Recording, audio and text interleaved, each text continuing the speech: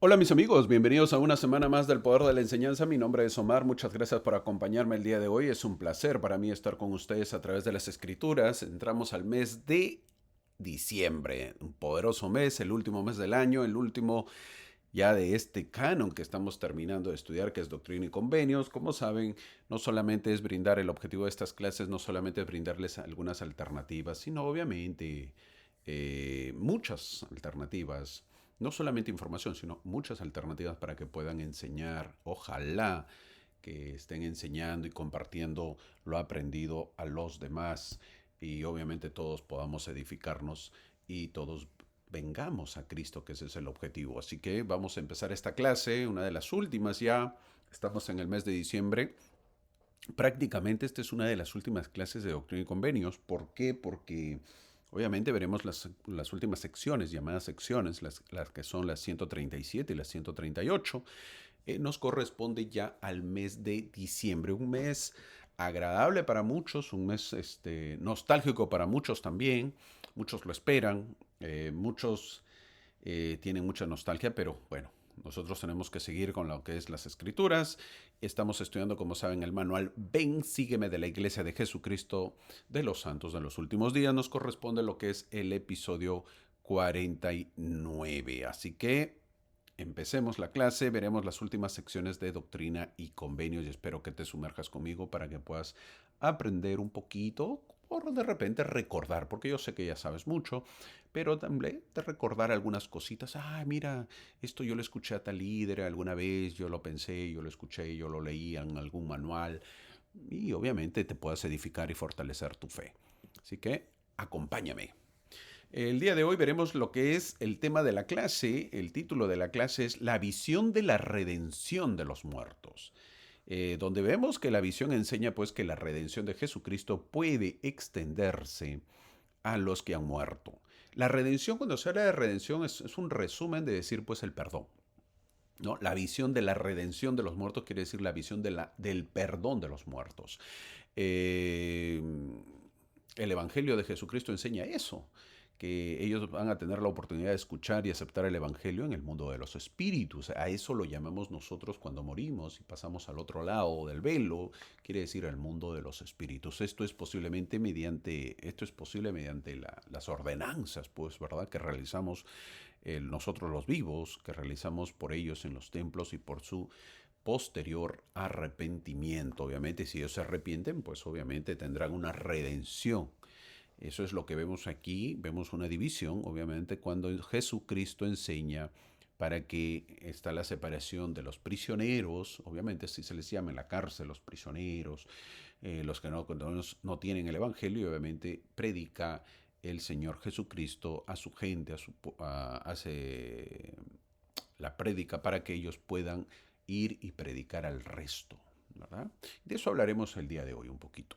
Así que esto estaba como un poco pendiente. ¿Por qué? Porque son revelaciones casi no tan antiguas, las que veremos el día de hoy.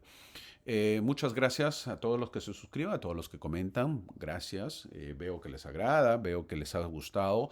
Eh, Tengo algo que decirles. Como saben, este año yo estoy terminando lo que es Doctrina y Convenios. Ya lo he venido diciendo. Es el cuarto libro que vengo enseñando y creo que ya no hay más. ¿Verdad? ¿Por qué? Porque es un libro apasionante y obviamente el próximo año otra vez estudiaremos lo que es el Antiguo Testamento, algo que ya lo he hecho, que sí se puede enseñar, pero por supuesto, obviamente yo lo podría hacer nuevamente y de repente sacar nuevas escrituras y sacar nuevas enseñanzas y todos podemos salir fortalecidos. Totalmente de eso. Las clases obviamente son un ciclo, ¿verdad? Ya obviamente también ya nos hemos olvidado y obviamente que han pasado 4 años de las cuales tenemos nuevas cosas por aprender. Totalmente. Sin embargo, creo que si me has acompañado aquí durante todo este tiempo de los 4 años, yo te invito, mi amigo, ya a que tú también ya has aumentado tu nivel, ya estás en otro paso, has dado un paso agigantado. ¿Por qué? Porque has aprendido el Evangelio. Estos 4 años yo he tratado de poder enseñar el Evangelio de una manera didáctica, simple, para que puedan aprender las personas que por primera vez de repente no conocen el Evangelio. Y los que conocen, pues obviamente solamente refrescaban, ¿verdad? Pero a estas alturas, volver a enseñarlo, obviamente yo creo que ya estás en una etapa de poder aprender un poco más, aprender de ti mismo, aprender de ti mismo que ya conoces, ya has aprendido lo básico. Así que empieza tú mismo, empiézate a leer las escrituras y a aprender por ti solo, ¿verdad? Ahora, si no te queda muy claro, te invito pues que repases, busques mis clases que obviamente volverán a salir porque son repetitivas, ¿verdad? Volverán a salir las del Antiguo Testamento. Yo termino este año enseñando obviamente todo este mes de diciembre las últimas clases que termina con lo que es Navidad. Ahí enseñaré la última vez y obviamente ahí terminarán mis clases. Como todos saben, también ya lo he mencionado, dejaré lo que es YouTube. Tal vez, por ahora digo eso este año, pero quizás tengo unos proyectos diferentes. Quizás de algunos puntos, algunas clases por ahí, una que otra, para no perder la costumbre de repente.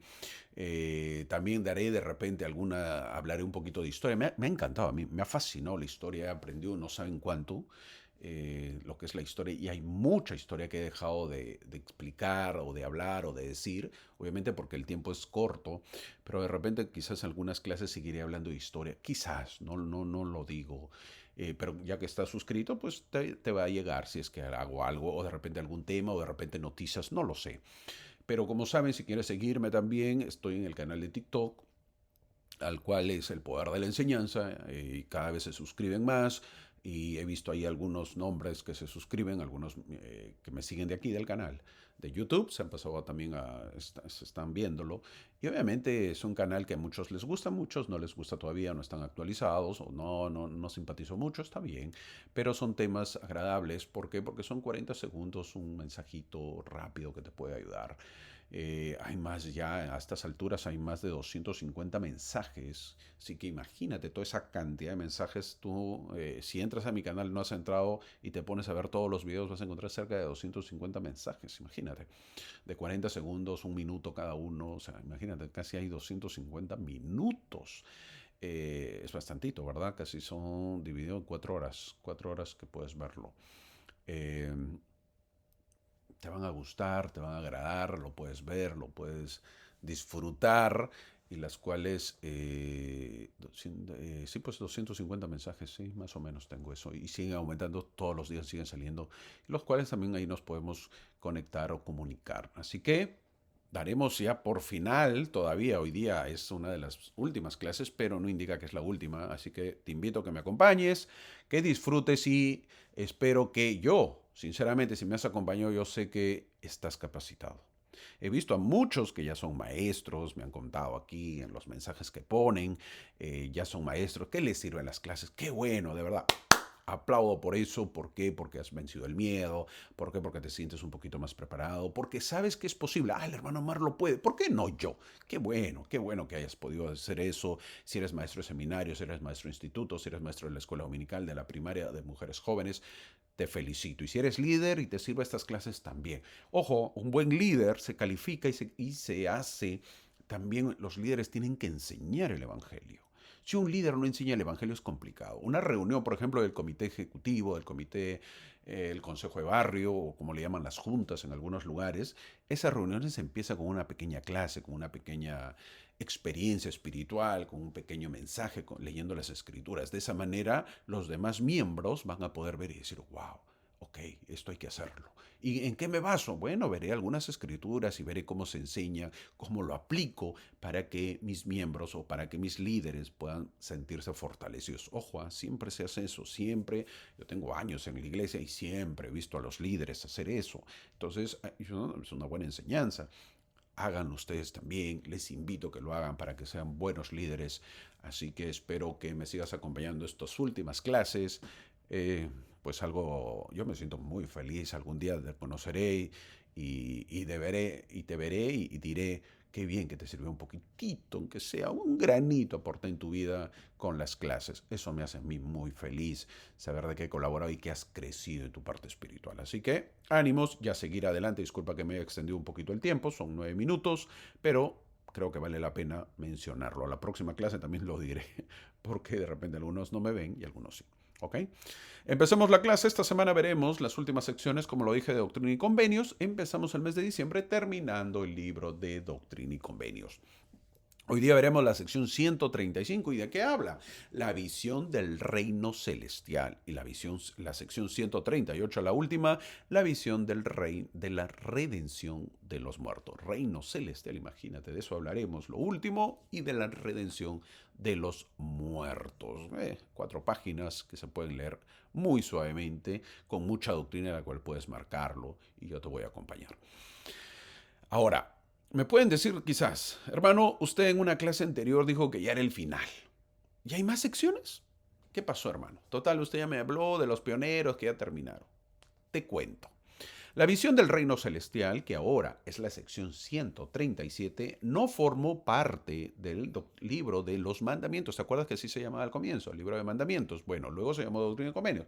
Y no formó parte del libro de mandamientos, no formó parte tampoco del libro de Doctrina y Convenios, sino hasta el año 1976. Es decir, casi hace 50 años, más o menos, aproximadamente, 49 años. Así como escuchaste, hasta 1976 la sección 137 no formaba parte de Doctrina y Convenios. Durante la Conferencia General de abril del 3 de abril de 1976, la Iglesia votó unánimemente en aceptación de esta visión y de la visión de la redención de los muertos, de las 2 secciones, como escritura autorizada. Una vez que pasan a ser canonizadas, pasan a formar parte del canon es las escrituras, obviamente ya es una escritura autorizada. Estas revelaciones se incluyeron primeramente en la Perla de Gran Precio. Ahí las pusieron. El 22 de junio de 1979, ojo, en 1976, cuando la autorizaron para canonizar estas escrituras, las pusieron en la Perla de Gran Precio.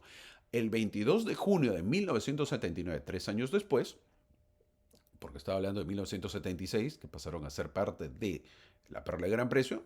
3 años después, 1979, el 22 de junio, la primera presidencia anunció que esta revelación se trasladaría de la Perla de Gran Precio a Doctrina y Convenios, donde se la conocería como la sección 137 y la sección 138. El motivo de este cambio fue la necesidad de incorporar el sistema de referencias cruzadas. ¿Ok? ¿Qué son las referencias cruzadas que a veces se habla, a veces se menciona, aunque ya muy poco se usa? Antes se usaba más. Las referencias cruzadas es cuando se pone un versículo en la parte inferior y te traslada a otra parte, a otra escritura. Entonces, obviamente, al poner las escrituras le facilitaba para hacer esas referencias cruzadas, de poder elegir y decir, todo está en Doctrina y Convenios, todo está en la Perla de Gran Precio. ¿Ok? Para eso sirvió. Ahora, ¿eso por qué? Porque iba a salir un nuevo libro que salió en 1981, el nuevo libro de Doctrina y Convenios. ¿Se acuerdan? No sé si ustedes han disfrutado, antes salía pues más ediciones, ¿no? Edición de cambio del idioma, se mejoraba el idioma, se perfeccionaba el idioma, se cambiaba, se ponía referencias cruzadas. Obviamente la iglesia ha trabajado muchísimo en todo, es gasto de dinero, inversión, gasto. ¿Para qué? Para que sus miembros lo tengan, para que sus miembros lo disfruten. ¿Verdad que es hermoso? Es bonito. ¿Quién no quiere estar en una iglesia así, donde se ve que su diezmo, sus ofrendas de un miembro de la feligresía que da, se ve que regresa? ¿Por qué? Porque eso dice, oye, mira, ve ahora, ya tengo en el libro esto, ya está en referencias cruzadas. ¿Qué creen? ¿Que eso es magia? ¡Pum! Aparece. No, señores, la iglesia contrata a gente que lo haga para traducir las escrituras, para que sea un mejor idioma. Ha contratado traductores que sepan hablar, que sepan el idioma español, solamente para el español, imagínate, para los demás idiomas, contratar, y eso es dinero. Y luego verificarlo, eso toma tiempo, dinero invertido, todo eso es gasto. ¿De dónde? De las ofrendas, de los diezmos, de todas las ofrendas que se hacen. Entonces es agradable pues uno diezmar y de esa manera poder ver su dinero que está bien usado, ¿verdad? Ahora, esa decisión que te mencioné, que ha pasado a Doctrina y Convenios, la tomaron la primera presidencia y el Quórum de los 12, como siempre, son los únicos autorizados a hacerlos. ¿Y quién era el presidente? Nada más y nada menos que Spencer W. Kimball. Presidente Kimball, gran profeta de la iglesia, muy recordado en ese entonces, el que escribió, por si acaso, El Milagro del Perdón. Poderoso libro, ¿verdad? No sé si lo han leído. Un libro que no, lo que toques es pecado, ¿verdad? Pecaminiza, como dicen, es una palabra inventada. Pecaminiza todo casi, ¿verdad?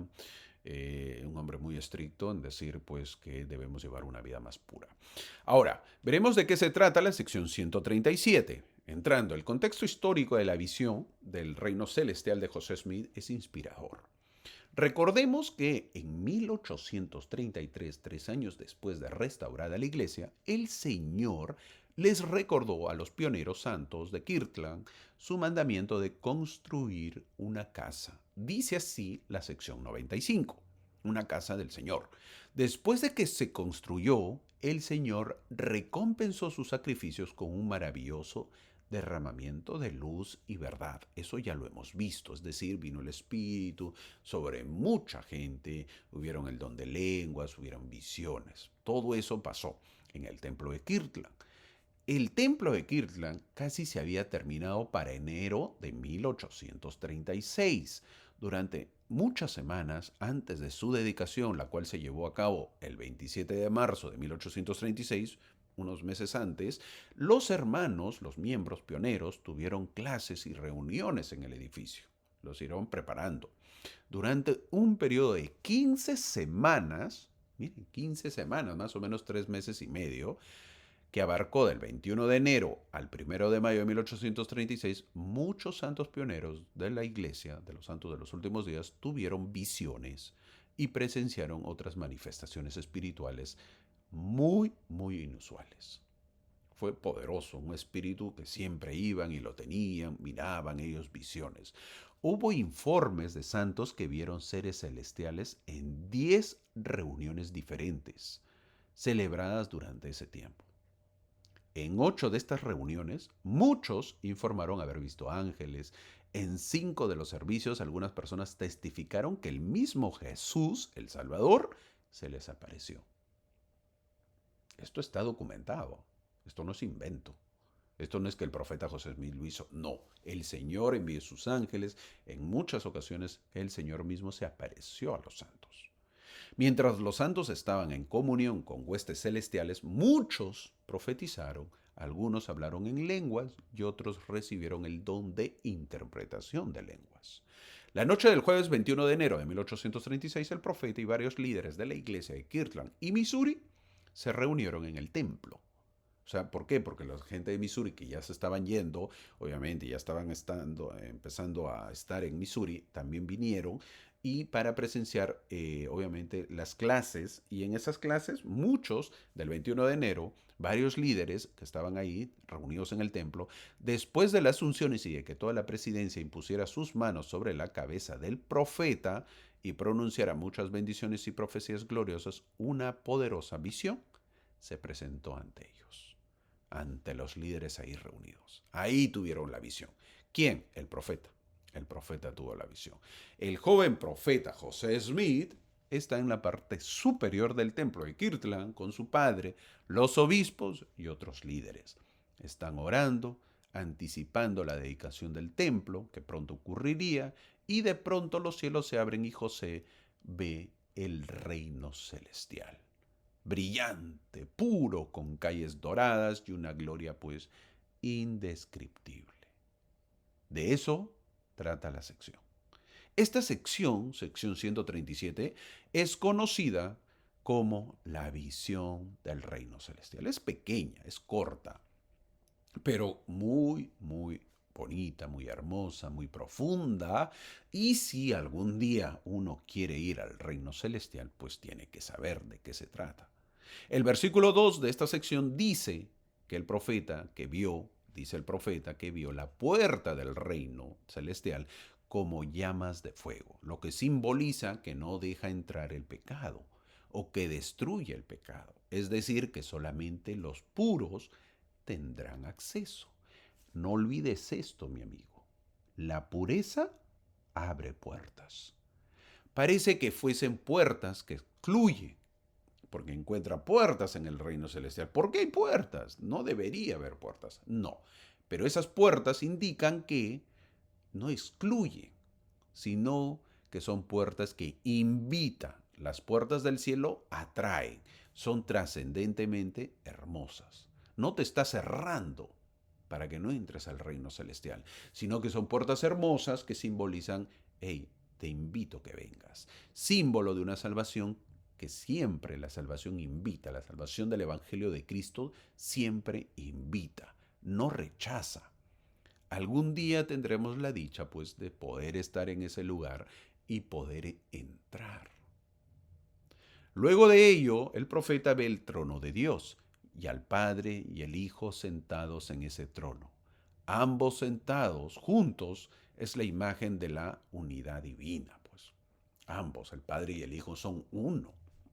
Luego él ve calles, en este versículo dice que son iguales, pues, que las calles de nuestro vecindario, ¿verdad? No, ups, no es verdad. Pero veo pues unas calles doradas, unas calles preciosas, calles pavimentadas de oro, símbolo de pureza. ¿Y qué? E incorruptibilidad, no son corruptas. Los que caminan por esas calles están limpios, no por sus obras, sino por el fuego purificador de Cristo. Todo esto, si nosotros viéramos de seguro, pues que ya seríamos extasiados por lo hermoso que es. Cuando digo que algún día nosotros podemos estar viendo todo esto, es real, mi amigo. Y no es un cuento. No es una, hey, qué bonito hermano, cuénteme. No, esto es real. Tenemos que prepararnos desde ahora. Queremos estar en ese lugar, pero no somos honestos con el prójimo. Si encontramos algo, no lo devolvemos. Estamos viendo cómo aprovecharnos de los demás. Yo soy el hermano mayor, me quiero aprovechar de los hermanos menores. Yo soy el hermano menor y tengo más educación, me quiero aprovechar de todos los demás.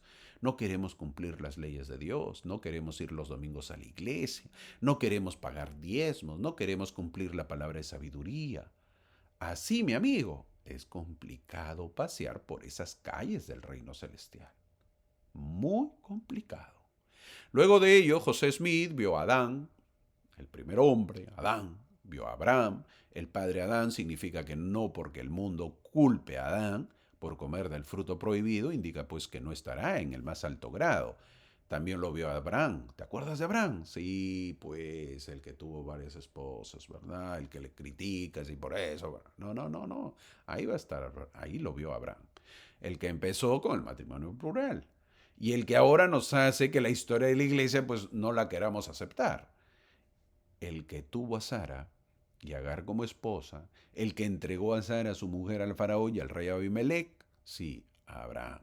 Ellos estaban paraditos en el reino celestial. ¿Qué le dirías? A ver, pues.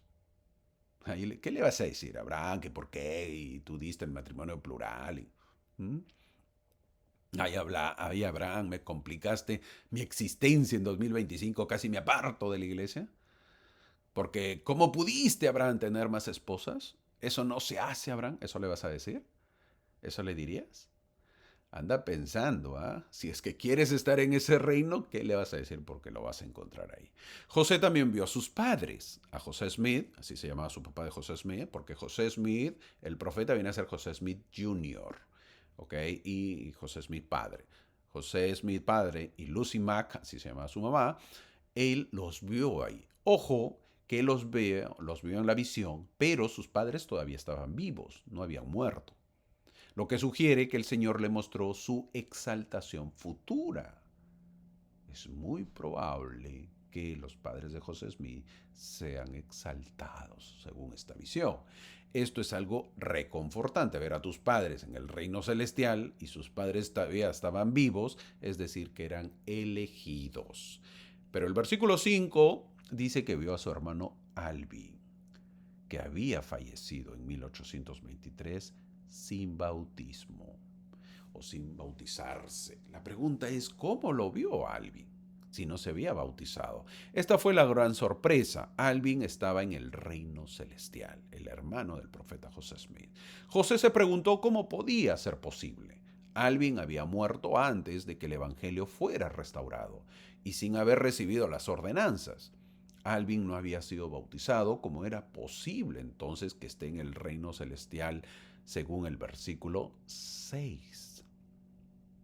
La muerte de Alvin fue un golpe trágico para la familia Smith. Quizás formaba parte de un plan divino. Alvin oyó a su hermano menor, José Smith, relatar su primer intento de obtener las planchas.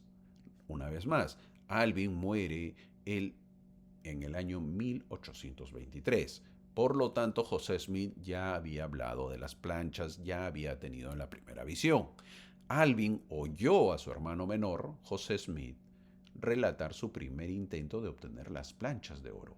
Pero Alvin murió siendo un devoto creyente en la misión de José. Es decir, le creyó a su hermano menor. Alvin falleció el 19 de noviembre de 1823 a los 25 años de edad. Jovencísimo, jovencísimo. Al parecer murió de apendicitis, es lo que dice la historia, una enfermedad muy complicada para poder determinar en esos tiempos, pues, ¿no? Imagínate cómo determinas en los años 1800 que tenía apendicitis, una enfermedad difícil de decir, era alcohólico, dicen, pero murió de apendicitis. Para poder operarlo, ¿cómo? Pues, ¿cómo lo hago? Difícil en esos tiempos y que se salve la persona. José tenía casi 18 años cuando murió su hermano, pero cargó con el impacto de esa pérdida. A la familia le chocó totalmente. Lucy Mack Smith, la mamá del profeta, describió más tarde los sentimientos de la familia por el hijo mayor que no volvería más en esta vida. Todos lloramos de común acuerdo por nuestra pérdida irreparable, dijo. Sin embargo, la teología calvinista de Calvin, de la que participaban algunos de los Smith, de la que iban a esa iglesia, no sabían nada de la vida después de la muerte. ¿Por qué? Porque el evangelio que ellos tenían de los Calvin, de la teología calvinista, no hablaba de la vida después de la muerte. Y el hermano menor, William, dijo, el reverendo Scotton había predicado el sermón del funeral de mi hermano. De los Calvin vinieron y por la muerte de su hermano, el pastor o el reverendo habló en el funeral e insinuó con mucha fuerza que se había ido al infierno mi hermano, porque Alvin no era miembro de la iglesia. Imagínate, en pleno funeral, en pleno sepelio, viene el pastor, viene el reverendo y te habla, pues sí, bueno, tu hijo estará en el infierno. ¿Por qué? Porque no se ha bautizado, pues, no es miembro de la iglesia. El papá José Smith reconoció que tal doctrina no estaba inspirada por un Dios que extiende amor y oportunidades a todos. Pero la verdadera comprensión llegaría a la familia Smith solo después de que el profeta les enseñara el trabajo por los muertos en Nabú. En Nabú se habló del trabajo por los muertos. Ante eso, el Señor en esta revelación de la respuesta divina, da la respuesta divina y fue una revelación sobre la justicia perfecta y la misericordia infinita que el Señor tiene con aquellas personas que no han conocido el Evangelio. De repente, mi amigo, tú tienes algún familiar que no ha conocido el Evangelio. Y de repente, ¿por qué no extenderle? Obviamente, nosotros lo hacemos. Ponemos nuestros nombres, vamos, nos bautizamos por ellos, extendemos esa misericordia. Y el Señor extiende esa misericordia a través de este Evangelio para que la persona pueda tener la oportunidad en el otro lado de aceptarlo el Evangelio y no tener la excusa de decir, bueno, yo no tuve la oportunidad de conocerlo. No, sí tuviste la oportunidad. Yo me bauticé por ti, mi amigo. No, papá, yo me bauticé por ti, mi hermano. Yo me bauticé por ti, tío, tía, no sé. De esa manera, ellos tendrán la misma oportunidad. Todos los que habrían recibido el Evangelio, si se les hubiese permitido permanecer, serán herederos del reino celestial, dice el versículo 7. Esta frase es una de las más revolucionarias de toda la teología cristiana. Dios no juzga por oportunidades externas, sino por el deseo del corazón. Uy, uy, uy, uy, uy. Esto es profundo, ¿ah? Una vez más lo repito. Dios no juzga por oportunidades externas, sino por el deseo de tu corazón. Dime si no es para amar más a Dios. Es decir, si tú has sido una buena persona, has amado a Dios, has amado al prójimo y no has conocido el Evangelio, mi amigo, tienes un altísimo porcentaje de estar en el reino celestial.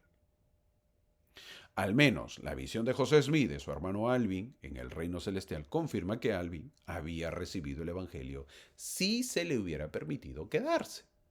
Entonces, ¿por qué lo voy a mandar al infierno si este hombre, Alvin en este caso, si él se hubiera quedado vivo, lo hubiera recibido el corazón, lo hubiera recibido el Evangelio? Yo sé su corazón lo veo que lo hubiera recibido. Entonces, ¿por qué lo voy a mandar al infierno? ¿Y por qué lo mandas al reino celestial? ¿Por qué? Porque yo veo el deseo de su corazón, dice el Señor. ¿Mm? Poderoso, ¿eh? Es poderoso esto. Dime tú si no es para amar más a Dios.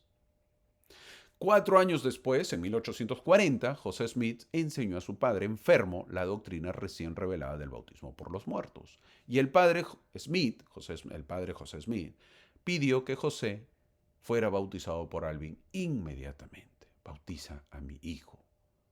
Esa obra la realizó Hiram, el hermano de José Smith. Hiram Smith se bautizó por Alvin y aparece por primera vez en los registros de Nauvoo de 1840. El padre Smith murió en el otoño de 1840, rodeado de su familia. Habían pasado casi 17 años desde la muerte de Alvin, un tiempo en el que su ser querido nunca había estado lejos de sus pensamientos. En todo momento lo recordaba su hijo que había fallecido.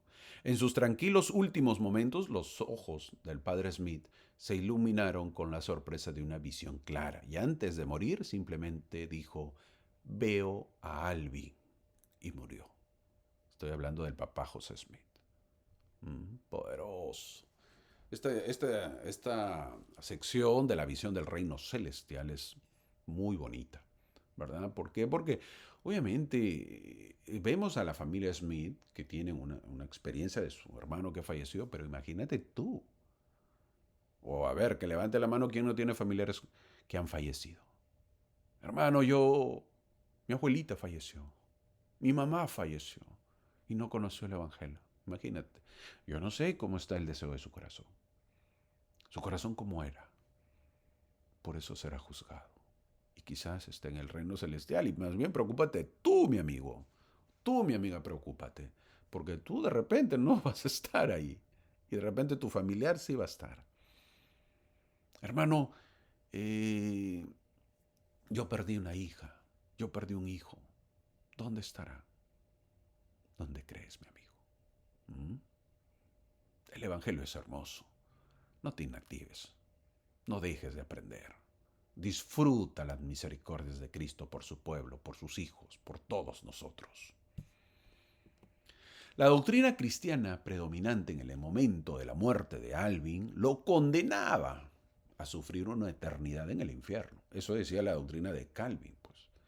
¿Por qué? Porque no había sido bautizado. A ver, imagínate. Pero Alvin era un alma tan buena y noble. ¿Sería ese realmente su destino? En el momento de esta visión, la doctrina del bautismo por los muertos aún no se había revelado y Elías aún no había regresado. Algo que debemos saber es que el profeta José Smith iba aprendiendo gradualmente también. No es que lo supo todo en un inicio, sino poco a poco. Él se maravilla lo que recibía de los cielos. Su aprendizaje fue gradual de José Smith. Algo más que debemos saber es que incluso el templo de Kirtland nunca se usó para ninguna obra vicaria, como ya lo he mencionado. No había la pila bautismal, no se realizaba bautismo por los muertos, como sí lo hubo en el templo de Nauvoo. Salvo que Elías, en el templo de Kirtland, Elías devolvió ahí las llaves. Es decir, los bautismos por los muertos no se realizaron en Kirtland, fue una doctrina de la ciudad de Nauvoo. Pero Elías el profeta sí dio la autoridad porque dio las llaves para realizar eso. Hago un alto aquí para comentar la palabra bautismo, porque seguro otra vez me estás diciendo, y bautizo, que me corrigen a cada rato y a la que yo agradezco por sus comentarios. Pero, ya me están conociendo, ya me conocen muchos. Cuando hablo yo trato y vuelvo a tratar de poder hablar correctamente. Algo que siempre recomiendo a los miembros que lo hagan, ¿eh? O que escriban en las pizarras cuando son maestros. Hermanito, y si no, yo no sé ortografía, ¿qué hago? ¿Qué me recomienda? ¿Qué puedo hacer? Un consejo rápido es que lo que vas a escribir ya lo lleves escrito desde casa. De esa manera no te vas a equivocar. Y no escribas pues más palabras si no sabes. Solo las que llevaste de casa. Eso es un consejo, ¿eh? Buenísimo. Te va a servir. Si tú tienes problemas de ortografía y no quieres que se entere el resto, pues lleva las palabras que vas a escribir, lo llevas ya desde casa, verificas cómo se escribe, lo llevo en un papelito y eso escribo en la pizarra. No pasó nada. Nadie se entera y todo bien. Ahora, volviendo al tema con respecto a la palabra bautismo. Nosotros nos guiamos por el idioma español y por ello nos guiamos por el diccionario de la Real Academia Española. Y si queremos saber cuál es la palabra correcta, si bautismo o bautizo, mi amigo, déjame decirte que son las dos. Las dos son correctas. No te compliques la vida. El bautismo es para referirse a la ordenanza y el bautizo se usa más para la acción del bautismo. Cuando uno bautiza, dice yo te bautizo. No decimos yo te bautismo. Así que espero aclarar esta palabra y de todas maneras, muchas gracias por sus comentarios, porque de todas maneras aprendemos. Volviendo al tema. Ahora, el versículo 7 nos dice que ciertamente solo el Señor podría saber quiénes lo habrían recibido el Evangelio si se les hubiera permitido permanecer. Quienes no tuvieron la oportunidad de conocer al Señor y a su iglesia en vida, recibirán todas las oportunidades de escuchar el mensaje de salvación y aceptarlo en el mundo de los espíritus después de la muerte. Los misioneros del Señor allí son los espíritus que conocen el Evangelio, es decir, que nosotros podemos predicar. Ellos enseñan el Evangelio en el mundo de los espíritus, al igual que otros misioneros aquí. En la tierra, los santos fieles tienen el privilegio de oficiar vicariamente por los difuntos, al recibir por ellos las ordenanzas, incluyendo el bautismo y las ordenanzas del templo. La conversión tiene lugar en el mundo de los espíritus, pero las ordenanzas se realizan vicariamente en la tierra entre los mortales. Debemos saber que hay muchísimas personas en el mundo que son muy buenas y no han tenido la oportunidad de poder realizar ordenanzas por haber conocido el Evangelio, y no sería justo que esas personas sean condenadas. En la misericordia de Dios hay un plan para todos y un lugar para cada uno. Ahora, al fallecer, adivina dónde vas a ir, al mundo de los espíritus. Y adivina qué más vas a encontrar ahí. Cantidad de espíritus chinitos. Por lógica, es el país que tiene más gente. Habrán bastantes chinitos. Y ellos tendrán más oportunidad. ¿Y por qué, hermano? Simple y claro. ¿Por qué crees? Porque a ellos no se les predica el Evangelio. A diferencia de todos los americanos, americanos, digo, de toda América, del continente americano, donde sí se predica el Evangelio. Nosotros tendremos menos oportunidades. ¿Por qué? Porque en este tiempo hemos recibido el Evangelio. Los misioneros no tocan la puerta, no hay libertad. Imagínate. ¿Cuántas veces a veces? Yo recuerdo cuando era misionero, he tocado puertas y me decía, otra vez ustedes. No yo, ¿no? Hermano, primera vez vengo a visitarlo. Sí, pues de primera vez, pero a mí me han visitado. Es más, ya tengo el libro, me decía. En ese tiempo regalábamos libros, ¿no? Ellos decían, no, ya tengo libro. ¿Me van a regalar otro? Imagínate, esa familia que nos recibía así, que no quería conocer el Evangelio, ¿cuántas veces le enseñaron? Va a estar en el mundo de los espíritus. ¿Crees tú que tendrá la misma oportunidad que el chinito que nunca le tocaron la puerta? ¿Que un chinito? ¿Por qué? Porque el Evangelio no se predicó en su país. ¿Quién tiene más oportunidad? ¿Mm? Piénsalo. Hazte esas preguntas y encontrarás respuesta. Entonces, nos hacemos la pregunta, ¿en base a qué se va a juzgar a las personas? Esa es una pregunta que nos podemos hacer. Los verdaderos deseos que lleva una persona en su corazón son la clave de su futuro.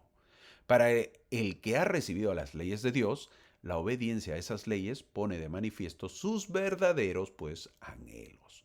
Para quien no tiene esas leyes, los deseos de su corazón determinan si recibirá o no el Evangelio cuando se le dé la oportunidad de recibirlo, ya sea en esta vida o en la venidera. Ahora, el versículo 9 dice claramente que el Señor juzgará según las obras, según el deseo de sus corazones. Es decir, que no solamente tenemos que ser obedientes, sino que nos tiene que gustar esa obediencia. ¿Qué pasa si vamos a la iglesia solo por cumplir? Si vamos y nos da igual. Quizás podamos decir que siempre hemos asistido. Y es verdad. Pero este versículo dice que seremos juzgados por el deseo de nuestros corazones. Es decir, que no solo con asistir, sino que si hemos llevado nuestros corazones a esas reuniones, también seremos bien juzgados. La pregunta sería, ¿dónde está nuestro corazón? Cuando obedezco los mandamientos, ¿mi corazón está presente o solo lo hago por cumplir? Esa es la pregunta que debemos hacernos. Al final de esta sección, de la sección 137, se enseña otra doctrina. Doctrina que enseña nuestra iglesia. ¿Qué pasa con los niños que mueren antes de llegar a la edad de responsabilidad? ¿Cuál es la edad de responsabilidad para nosotros establecida en la iglesia? 8 años. ¿Qué pasa con esos niños que han fallecido, que han muerto? ¿Qué pasa con estos niños? Estos niños se salvarán en el reino de los cielos, dice el versículo. Acá se mencionan niños y se refiere a los niños de todas las razas y credos y países. ¿Y qué pasará con los niños en la resurrección? José Smith enseñó la doctrina de que el niño pequeño que muere se levantará como niño en la resurrección. Esto dijo al frente de una madre de un niño sin vida. Usted tendrá el gozo, el placer y la satisfacción de criar a ese niño después de su resurrección, hasta que alcance la estatura completa de su espíritu. Hay restitución, hay crecimiento, hay desarrollo después de resucitar de la muerte, dijo el profeta. Fin de la cita. Poderoso, ¿eh? Poderoso. Esta revelación, la sección 137, rompió el paradigma protestante pues, de esa época, ¿no? ¿Por qué? Porque se decía que las personas iban al cielo o al infierno, definitivamente. Introdujo esta sección, esta revelación introdujo el principio de posmortalidad activa, es decir, no estaba determinado, tú también puedes modificarlo. La obra de salvación continúa más allá del sepulcro. El mundo de los espíritus es un mundo de obra de salvación, es decir, a trabajar. Esta revelación nos enseña que Dios juzga según las obras y los deseos del corazón, no por azar del tiempo. No, bueno, todos los chinos, lo siento, no tienen el Evangelio, condenación al infierno. No es así el Evangelio. En esos tiempos, el cristianismo, en los tiempos de los pioneros, el cristianismo se basaba en la mala suerte. Uy, no conociste el Evangelio, lo siento, al infierno. Yo conocí, jojolete, me bauticé, me voy al cielo, soy un angelito. Tú no lo conociste, lo siento, es mala suerte. Eso se decía en esos tiempos. Algo absurdo. Si naciste en el tiempo o lugar equivocado, tu condena era inevitable. Pero esta revelación, en esta sección vemos que se enseña que la muerte no es el límite del amor de Dios. Voy a leer una cita que me encanta que dijo el elder Ballard, quien ya ha fallecido, miembro del Quórum de los 12. Dijo, el Señor tomará en cuenta nuestra herencia, nuestras circunstancias, nuestra salud mental y nuestra comprensión. Su juicio será justo y misericordioso. Es decir, si no tuviste la oportunidad de conocer el Evangelio, mi amigo, el Señor no aplicará su justicia y dirá condenado al infierno, algo parecido, sino aplicará su misericordia. Así, el Dios de la restauración no es el Dios de la mala suerte, es el Dios del plan, del amor y de la segunda oportunidad. Es hermoso, ¿verdad? Qué poderoso o poderosa sección tuvo la revelación que tuvo José Smith, conocida como la visión del reino celestial. Ahora sí, entramos a la última sección, que es la sección 138. Ambas visiones, la sección 137 y 138, nacen del dolor, pero culminan en la esperanza que ahora veremos. Te cuento un poco de la sección 138. Para el año 1918, vemos un poco de historia, la Primera Guerra Mundial acababa de terminar. La pandemia de influenza, la influenza es muy conocida acá en Estados Unidos y creo que en todos los países, que es la gripe española, causa millones de muertes también. Incluso la familia de José F. Smith ha sufrido grandes pérdidas. ¿Quién es Joseph F. Smith? En esos entonces, en 1918, es el profeta de la iglesia, el que viene a ser el sobrino de José Smith, el que es el hijo de Hyrum Smith. Él, como profeta, ha tenido en su familia muchas pérdidas por esta gripe que viene a ser la influenza. Ese año de 1918 fue particularmente doloroso más para el profeta. Lamentó el número de muertes o de muertos en la Primera Guerra Mundial, que eran miles, que seguía aumentando hasta superar los 20 millones de personas, se dijo. Sí, mi amigo, en la Primera Guerra Mundial se dice que murieron 20 millones de personas. Y obviamente había la muerte de la guerra y aparte la gripe, la influenza. La gripe, la pandemia de la gripe se estaba extendiendo por todo el mundo, cobrándose la vida de hasta 100 millones de personas. Imagínate, había guerra que murieron y la gripe encima, más muertes. Al mes siguiente, el yerno del presidente Smith, del profeta, Joseph Smith, Alonso Kessler, que era su yerno, casado con su hija, murió en un trágico accidente. Imagínate, más dolor. El presidente Smith anotó en su diario: este terrible y desgarrador accidente fatal ha vuelto a sumir a toda mi familia en la tristeza. Unos meses después, en septiembre de 1918, la nuera del presidente, ahora sí, su nuera, o sea, la esposa de su hijo, la nuera del presidente, también fallece. Joseph Smith y su esposa Julina dieron la bienvenida a su primera hija, Mercy Josephine, a la familia. Tenía solo 2 años y medio cuando falleció también. Cuando él empieza su vida, su familia, ellos dan la bienvenida a su primera hija y muere a los 2 años. Poco después, Joseph Smith escribió: ayer se cumplió un mes desde que mi querida Josephine murió. Oh, ojalá hubiera podido salvarla para que creciera hasta convertirse en mujer. Le extraño todos los días y me siento solo. Dios perdone mi debilidad si está mal amar a mis pequeños como los amo. Fin de la cita. Entonces, durante la vida, el presidente Smith perdió a su padre, a su madre, un hermano, a 2 hermanas, a 2 esposas, a 13 hijos. Estaba muy familiarizado con el dolor y la pérdida de seres queridos.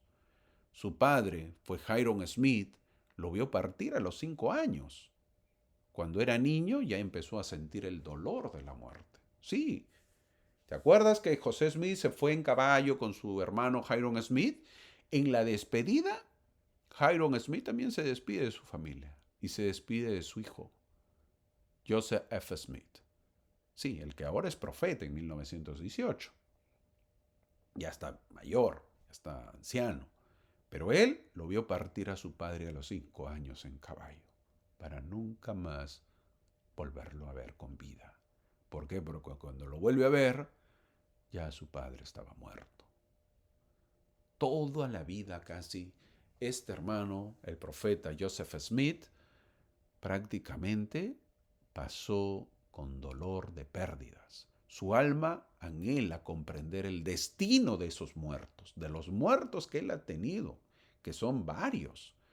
Cuando su hijo Albert Jesse, murió, Joseph Smith le escribió a su hermana Martha Ann que le había suplicado al Señor que lo salvara y le preguntó: ¿por qué es así? Oh Dios, ¿por qué tuvo que ser así? Fin de la cita. Quizás el acontecimiento más difícil para el anciano profeta fue la inesperada muerte de su hijo Hiram Mack Smith, miembro del quórum de los 12 apóstoles y consejero cercano. El elder Hiram Mack Smith falleció repentinamente el 23 de enero de 1918 a causa de una apendicitis. Entonces, rodeado de dolor y de preguntas sobre la muerte, el profeta medita las escrituras. El 3 de octubre de 1918, sentado en su habitación, analizando y reflexionando sobre la expiación de Cristo, recibe una visión de los muertos y de la obra misional en el mundo de los espíritus. El presidente Joseph Smith estuvo muy enfermo durante los últimos 6 meses de su vida y pasó la mayor parte de ese tiempo sin salir de su habitación. Esta revelación es recibida por Joseph Smith, sobrino de José Smith. Lo estoy repitiendo. Esta revelación se recibe unas semanas antes de su muerte, el 19 de noviembre de 1918. Esta sección es conocida como la visión de la redención de los muertos. Te cuento. El 3 de octubre de 1918, entonces, mientras meditaba en las escrituras, el presidente Smith recibió esta revelación. Dictó la visión a su hijo, Joseph Fielding Smith, quien también llegó a ser presidente de la iglesia en los años 70, y esta revelación fue presentada a la primera presidencia, al quórum de los 12 apóstoles y al patriarca de la iglesia en una reunión del consejo el jueves 31 de octubre de 1918. Ellos aceptaron, la respaldaron como la palabra de Dios, fue publicada en las revistas de la iglesia, pero recién salió impresa en la edición de Doctrina y Convenios de 1981, como ya lo mencioné al comienzo de esta sección. Aproximadamente un mes y medio después de recibir Doctrina y Convenios, sección 138, es decir, esta revelación, el presidente Smith contrajo pleuresía. ¿Qué es eso? Se convirtió en un caso grave de pleuroneumonía, que le causó la muerte el 19 de noviembre de 1918. Debido a la epidemia de influenza, no se celebró ningún funeral público en su honor. Así terminó la vida terrenal del último presidente de la iglesia que conoció personalmente al profeta José Smith. Él fue sobrino de José Smith, es decir, fue el hijo de Hyrum Smith. Te he contado un poco la historia para poder entender esta sección. Ahora, analizamos la sección. En estos primeros versículos que vemos, las revelaciones llegan a quienes están preparados mental y espiritualmente. Cuando uno está en meditación y en reflexión, en estos tiempos, algo que es muy complicado hacer, porque el tiempo pues es difícil reflexionar, difícil meditar. ¿Por qué? Porque el tiempo nos apremia o porque la vida agitada no nos permite meditar y reflexionar en lo divino. Debemos buscar el momento, debemos buscar la oportunidad. No es tanto por promocionar, pero muchas veces con tantas redes sociales nos olvidamos de la parte espiritual. Es por eso. En TikTok te lo puedes suscribir al Poder de la Enseñanza y ocasionalmente te saldrá mi página. ¿Para qué?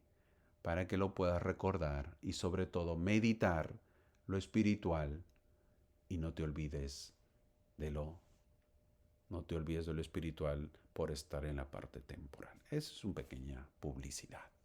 Pero creo que te ayuda, que sería válido, ¿verdad? Porque a veces estamos ahí horas y horas. Imagínate que te salga, plum, te sale un mensaje al hermano Mar. Híjole, ojalá, el hermano Mar me está haciendo recordar. Recapacita. Y tienes la opción de darle solamente clic para arriba con el dedito y ya fuiste. O sea, ya no lo vuelves a ver. Es decir, de ti depende. O, aunque sea, dices, voy a escuchar el mensaje. ¿Qué me dirá? Y ojalá que ese mensajito te haga reflexionar. Es importante. Te invito, hazlo. Te puede ayudar en tu vida, mi amigo, para que siempre estés en la parte espiritual, para que siempre esté tu mente reflexionando, meditando. Mientras uno más reflexiona, más medita, tu cuerpo deja de ser carnal y te vuelves más espiritual. No lo olvides. No lo olvides. Por lo tanto, al volverte más espiritual y menos carnal, desearás más espíritu, desearás más cosas buenas de las cosas de Dios. Si te vuelves más carnal, desearás más las cosas del mundo. Consejo, no se te olvide. El estudiar y meditar sobre las escrituras, vemos entonces que prepara la mente y nuestro corazón para recibir lo que viene del Espíritu. En esas condiciones uno puede estar preparado para recibir instrucción de lo alto.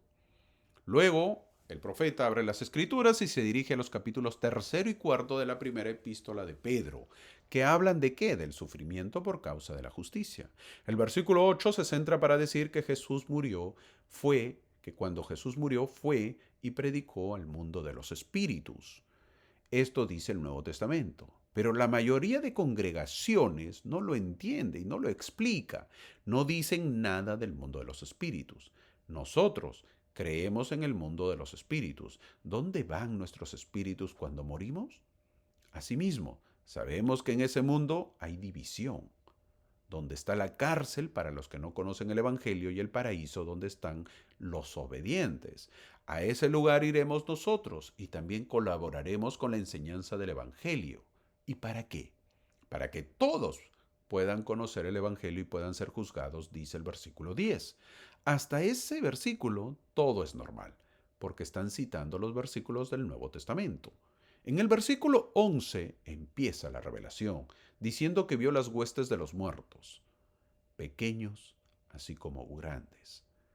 No olvidemos que el mundo de los espíritus se divide en dos tiempos: antes de que Cristo llegue a predicar y ocurra su resurrección, y después de la resurrección de Cristo, es decir, hasta 1918 que se da la revelación.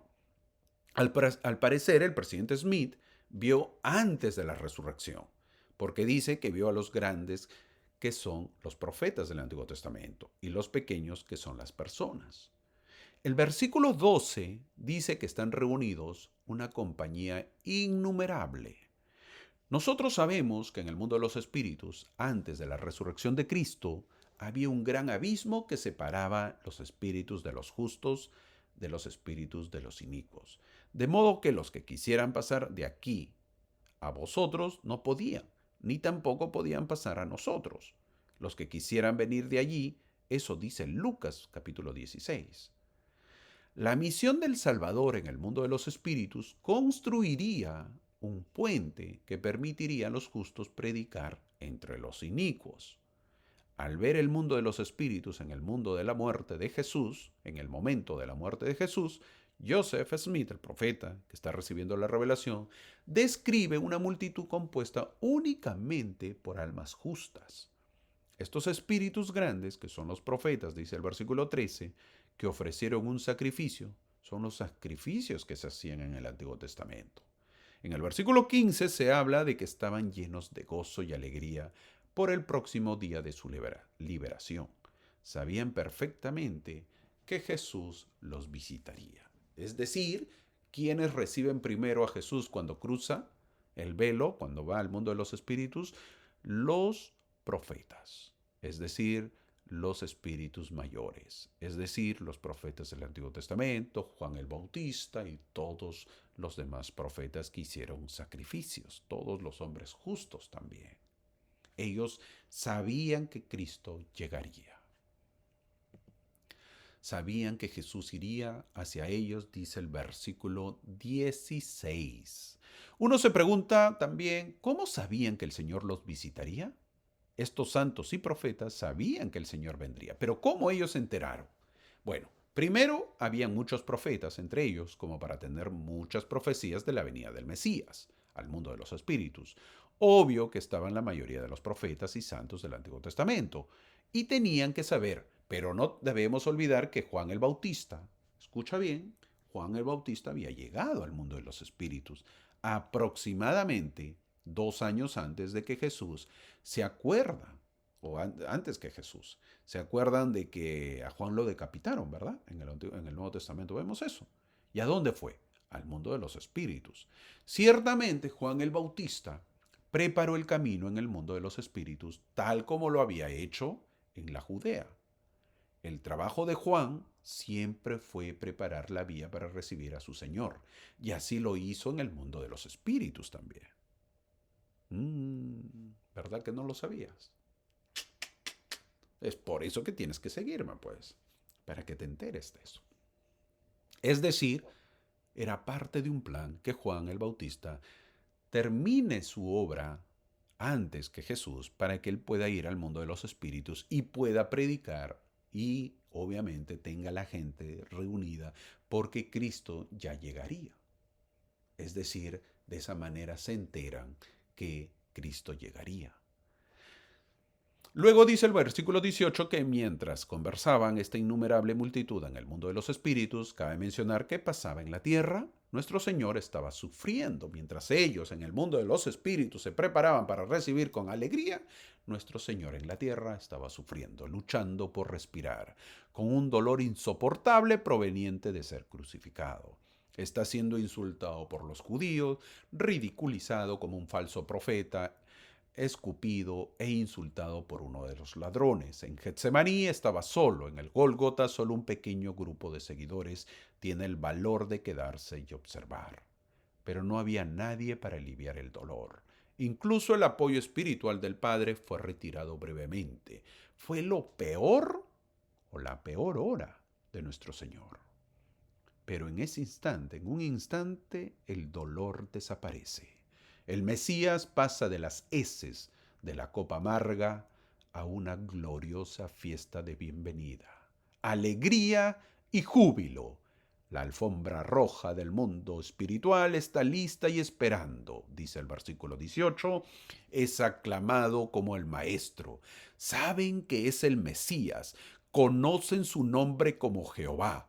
Los aleluyas son espontáneos. Su entrada triunfal al mundo espiritual es verdaderamente triunfal.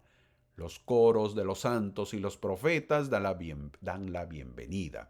La multitud es enorme. El número de santos en la Conferencia General de Utah sería mucho menor. Es una reunión enorme. En medio de la innumerable compañía no hay un alma malvada que reste gloria, gozo y redención. Su victoria es casi completa. Él todavía debe resucitar, porque está en el mundo de los espíritus. Y muchos de ellos que están ahí presentes, espíritus, también resucitarían con Cristo. Pero dentro de 3 días, solo unos pocos lo harán, y los demás esperarán hasta la segunda venida. El versículo 18 dice al final que declaró a los cautivos que habían sido fieles. ¿Por qué cautivos? Cuando un espíritu no ha tenido un cuerpo, no sabe lo que se siente. Pero cuando un espíritu ha tenido un cuerpo y ya no lo tiene, se siente cautivo. Cautivo por no poder ser libre como lo es uno en la tierra, por la libertad de poder hacer y tocar. Por más que estemos en el mundo de los espíritus, extrañaremos, mi amigo, nuestro cuerpo. Es decir, podemos estar en el paraíso espiritual, pero seremos cautivos. Estar en el otro lado, siendo espíritus, y no tener este hermoso cuerpo que tenemos ahora, y en el cual lo maltratamos muchas veces. No lo cuidamos, no lo queremos, no lo amamos. Nos tatuamos, nos hacemos huecos por todos lados, nos hacemos tatuajes por todos lados. No cuidamos nuestra salud. Cuidemos nuestro cuerpo, porque algún día, mi amigo, lo extrañaremos. Sí, hermano, yo soy bajito. Extrañarás ese cuerpo bajito. Ay, hermano, yo soy bien alto. Extrañarás ese cuerpo alto de jirafa. Ah, mentira. Hermano, yo soy gordito. Extrañarás también tu cuerpo gordito ahí. Hermano, yo soy flaquito. También lo extrañarás. Yo soy negrito. También ese cuerpo negrito lo extrañarás porque es tu cuerpo. Ama tu cuerpo, mi amigo, porque algún día en el mundo de los espíritus lo extrañarás. El versículo 19 dice que el Señor llegó a predicar. No olvidemos que también a ese lugar, en unas horas, llegaba el ladrón. Sí, el que estaba en la cruz, que estaba con él, con Cristo, en la cruz. A quien dijo, de cierto te digo, que hoy conmigo estarás en el paraíso. Este ladrón, por su fe a última hora de haber creído en Cristo, se le predicaría el Evangelio, pero no estaría en el paraíso, sino en el mundo de los espíritus. Esa es la correcta traducción. Ya dependería de su fe de este hombre, de este ladrón, y arrepentimiento, si es que se arrepiente profundamente, si él llegaría a estar en el paraíso espiritual o en la prisión espiritual. También en el versículo 20 vemos que hay una separación. A un lado los creyentes y los inicuos, y dice que el Señor no fue donde estaban los inicuos. Los inicuos no son dignos de una visita del Maestro.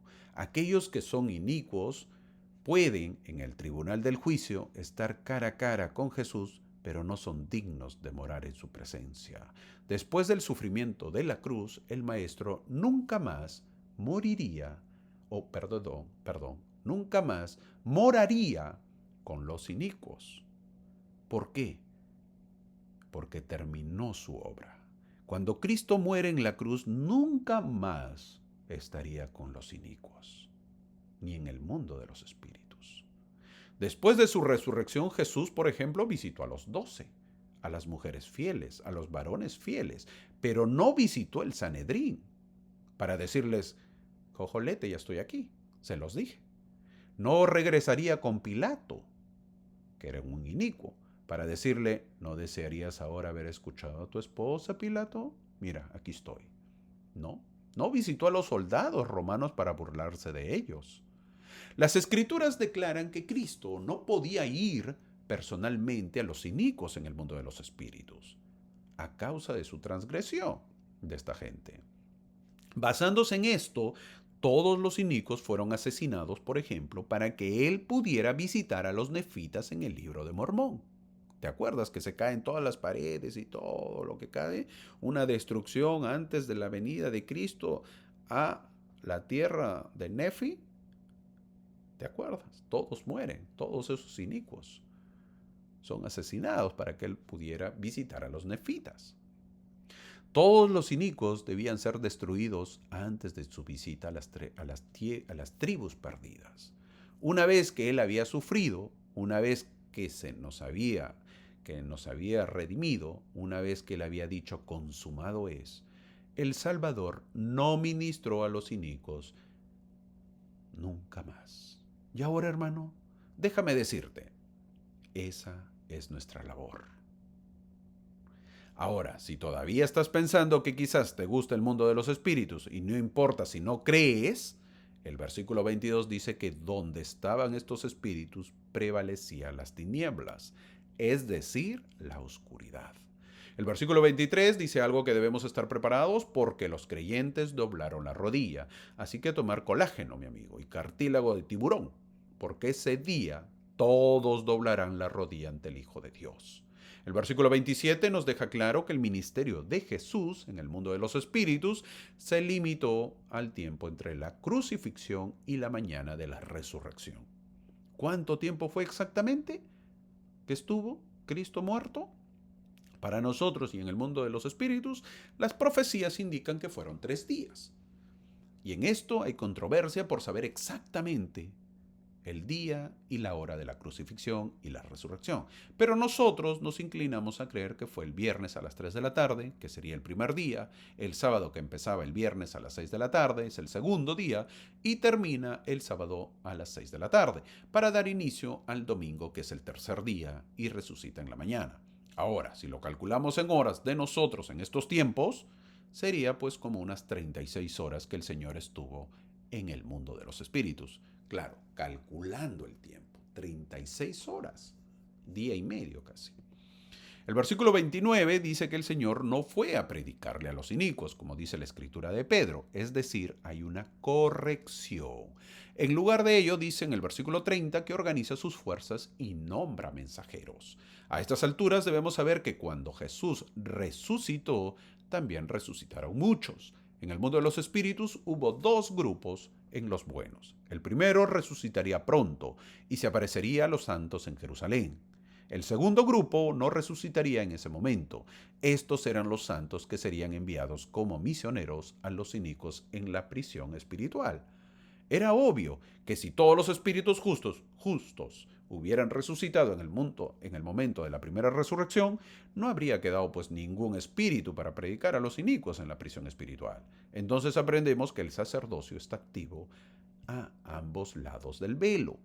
Y quienes han rechazado a Dios y a sus siervos en la tierra tendrán pues otra oportunidad. Y si lo hacen, este mismo sacerdocio que el mundo ha despreciado y se ha negado a aceptar será su libertador. Bueno, había llegado el momento para aquellos que no tuvieron la oportunidad en vida de poder oír el Evangelio, no podían ser juzgados por la misma ley a menos que se les predicara. El mismo Evangelio debía resonar entonces en sus oídos que resonó en los oídos de los vivos. Si lo rechazan en prisión, ya serán castigados por la misma ley, por la que tú y yo seremos castigados si la rechazamos en carne y huesos. Y esto es lo que pasa con aquellos que no conocen el Evangelio verdadero. Al morir, se les predicará en la prisión espiritual. Se les enseña la fe, el arrepentimiento y el bautismo vicario, dice el versículo 33.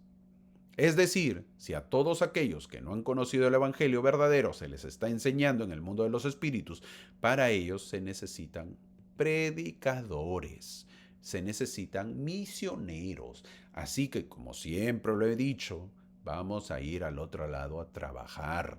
Nada de descansar, sino a trabajar. Bueno, a los que les gusta. Si quieres trabajar desde ahora, puedes buscar nombres de todos aquellos que no han recibido el Evangelio en vida y puedes hacer la obra vicaria por ellos. Es por eso la importancia de hacer la obra por los muertos. Mi amigo, ¿tienes tiempo en la semana? ¿Por qué no vas al templo y dedicas unas horas para servir?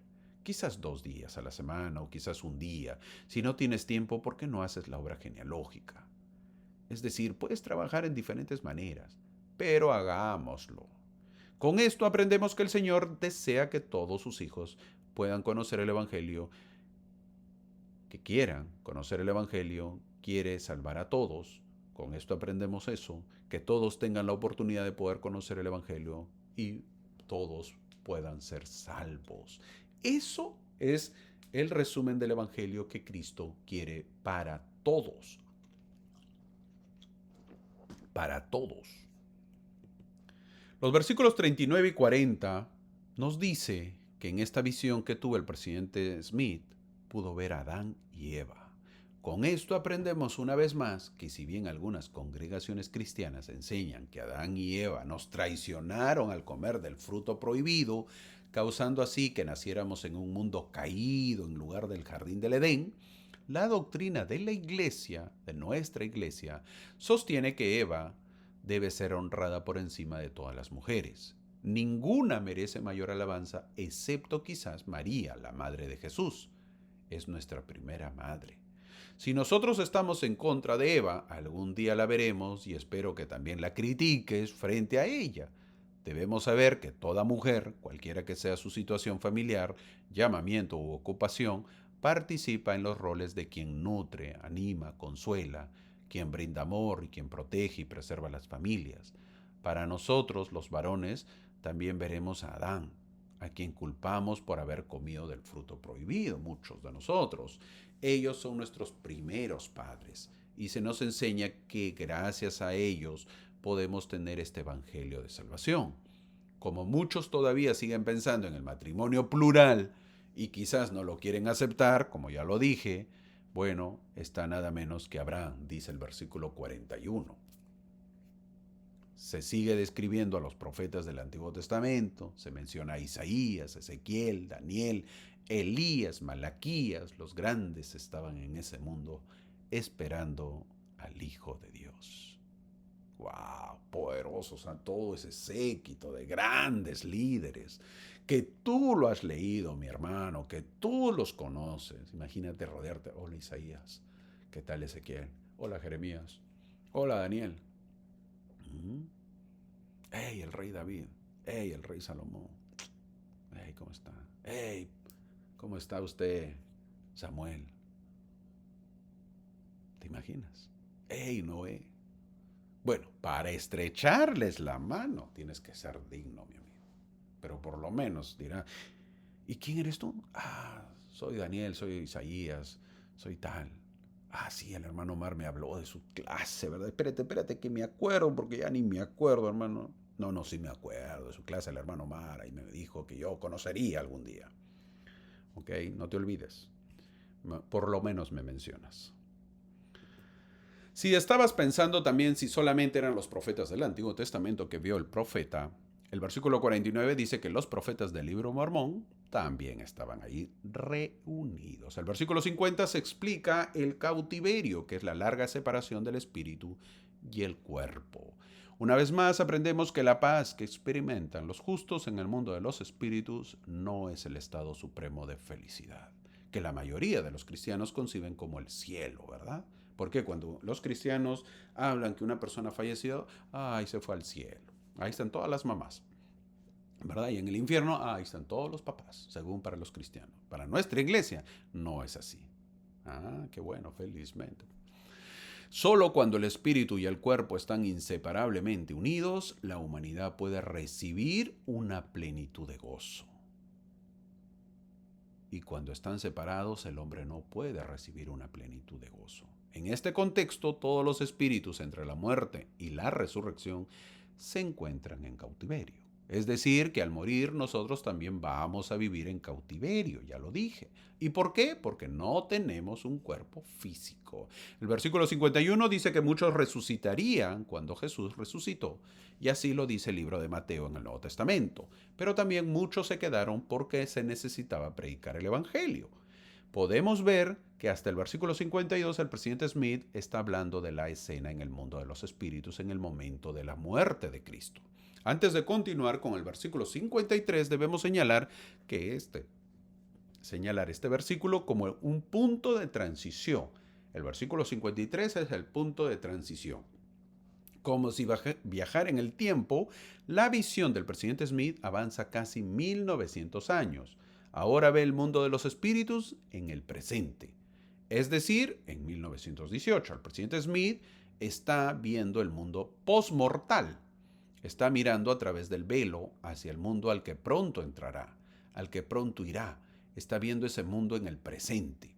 Al contemplar esta escena, comprende que su padre, su tío y los demás estaban ocupados trabajando en el mundo postmortal de acuerdo con sus preordenaciones premortales. Cuando digo su padre, Hyrum Smith. Cuando digo su tío, José Smith. Los vio. Estaban ocupados trabajando en el mundo postmortal de acuerdo a lo que vio el profeta.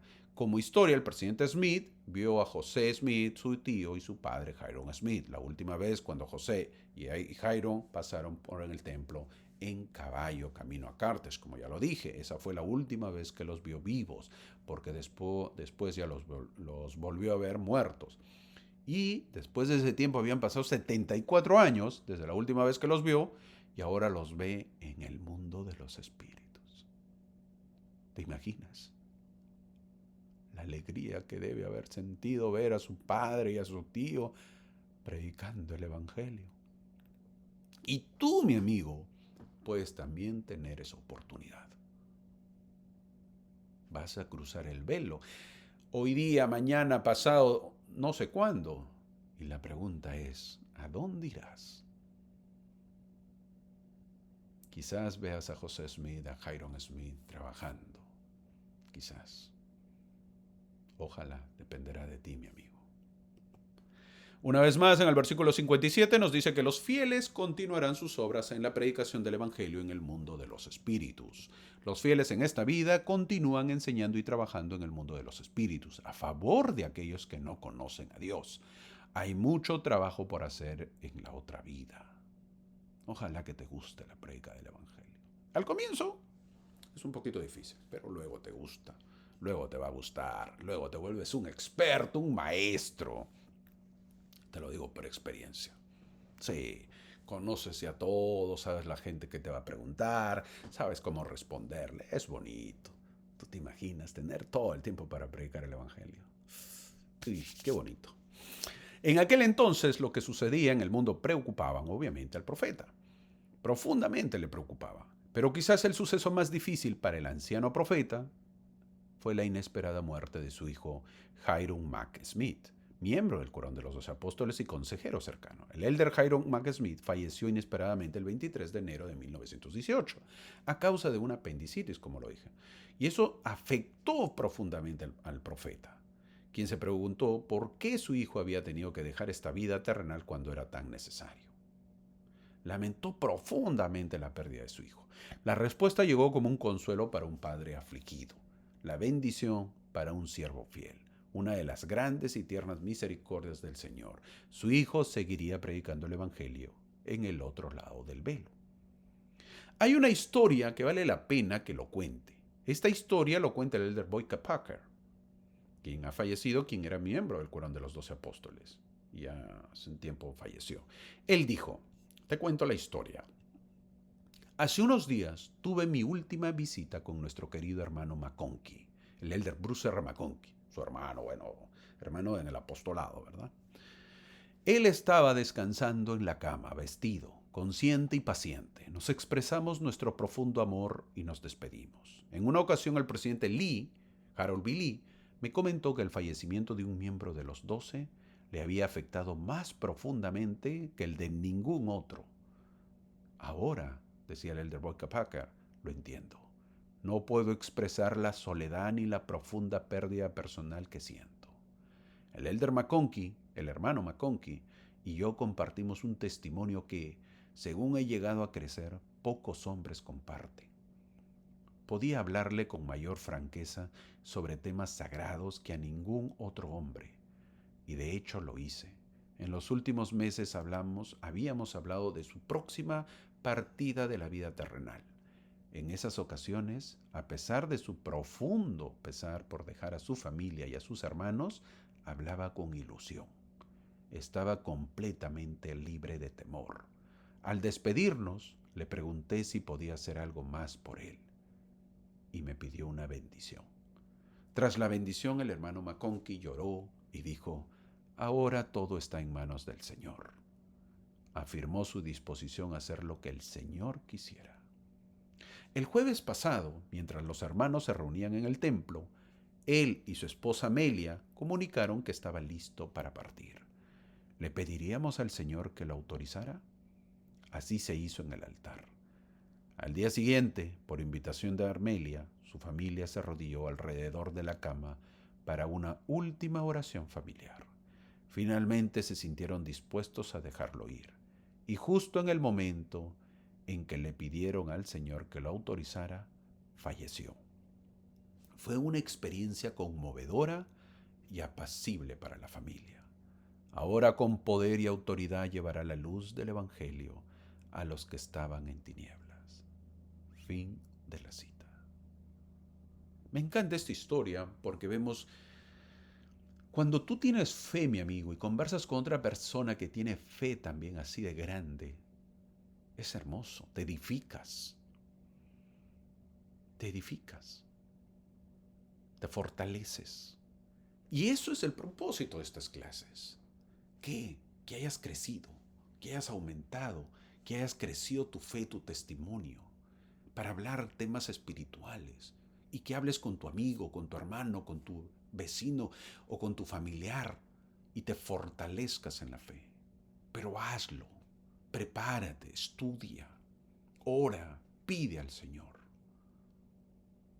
Estos 4 años he tratado de enseñar eso, para que tú mismo seas libre, para que no tengas un manual, sino ya lo sepas el Evangelio. Es verdad, al comienzo no sabemos y tenemos que tener manual, tenemos que tener ayudas, pero tú ya estás preparado, mi amigo.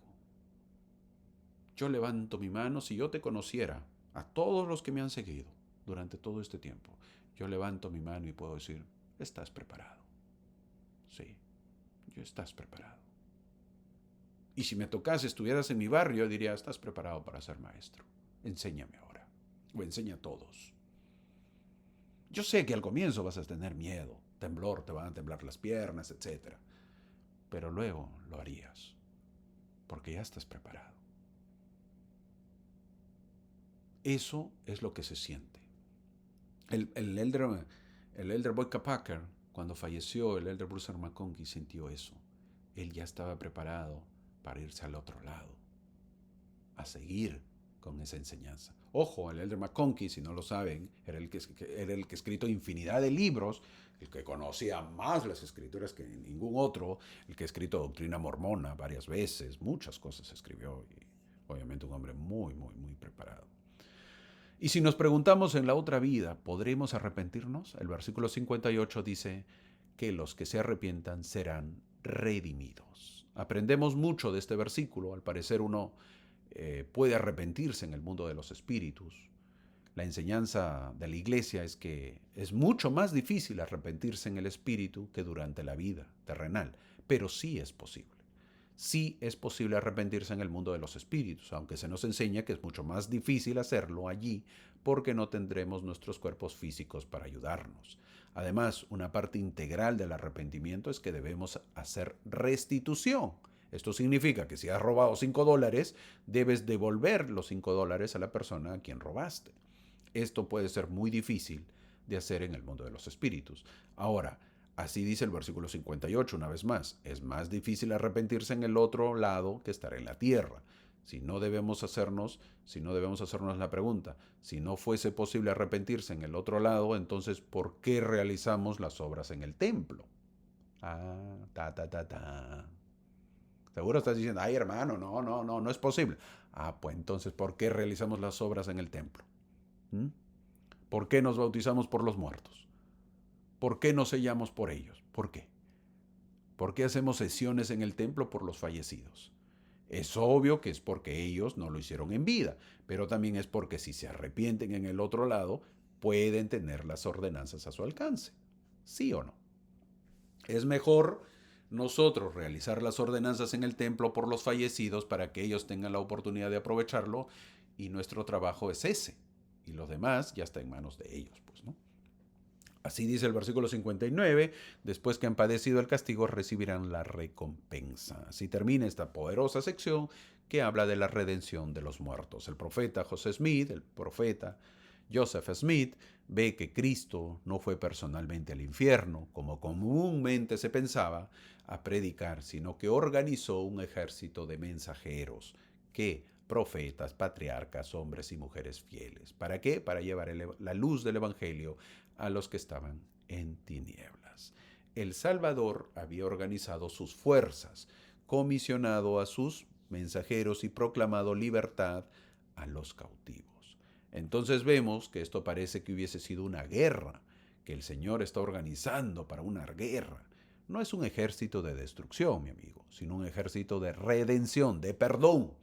Jesucristo no entra con armas, sino con amor, con luz. Su campaña es liberar prisioneros espirituales, romper las cadenas del miedo y del pecado. El infierno no es un lugar sin salida, es una estación temporal de aprendizaje y esperanza. No olvidemos que los justos no mueren antes de tiempo.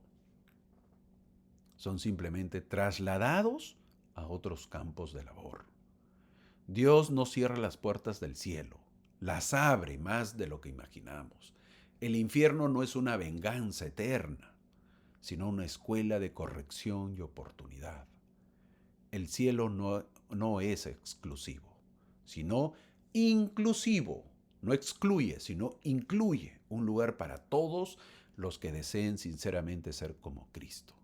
La restauración del Evangelio no solo devolvió profetas y ordenanzas, devolvió la esperanza al universo, la certeza de que ningún alma se pierde para siempre, porque el amor de Cristo es más fuerte que la tumba. Eso aprendemos de estas secciones. Que tu espíritu, mi amigo, sea el que gobierne tu alma y que la carne cada vez disminuya, mengüe, y tu espíritu cada vez más crezca. Que te sea fortalecido, mi amigo, esta semana con estas clases. Que tu espíritu crezca, que tu fe aumente. Te veo la próxima semana. Muchas gracias por acompañarme, porque sabemos que esta iglesia nos enseña el Evangelio verdadero. Gracias por ello.